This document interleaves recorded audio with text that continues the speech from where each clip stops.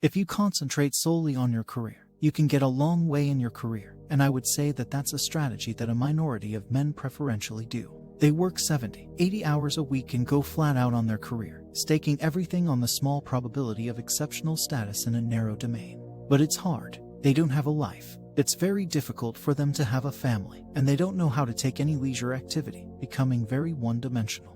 Now, it may be that unidimensionality is the price you have to pay to be exceptional at one thing, right? Because if you're going to be something like a genius-level mathematician or a scientist, you're in your lab all the time, working 70 to 80 hours a week. But the problem is you don't get a life. Now, if you love being a scientist and you have that kind of focus of mind, well, first of all, you're a rare person, and second, you're going to pay for it, but you'll find more power. But it's a risky business to do that. You sacrifice a lot for it. And I would say most often if you're speaking about having a healthy life, that isn't what you do. You spread yourself out more. So you have a family, you have some things that you do outside of work that is meaningful and useful to you, and you have a network of friends. These 3 or 4 things are enough to keep you well-oriented, and if one of those things collapses, everything doesn't go. Now, the price you pay for that is the more you strive to optimize that balance, the less likely you are to be fantastically successful at any single thing. But you might have if you can consider your life as a whole,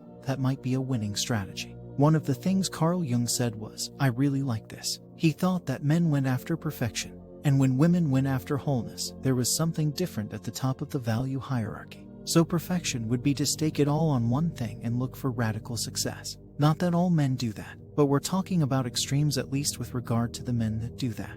The wholeness idea is more like, well, I want one thing in my life to be 150%, or I want 5 things in my life to be 80%. There's a lot more richness in a life where you have 5 things operating at 80%, but you're not operating in any of them at 150%. And I really believe this because I've watched men and women go through their careers now for a long period. But one of the things that I've noticed is that most women in their 30s bail out of unidimensional careers. They won't do them. They won't put in the 80 hours a week that they would have to put in to dominate that particular area.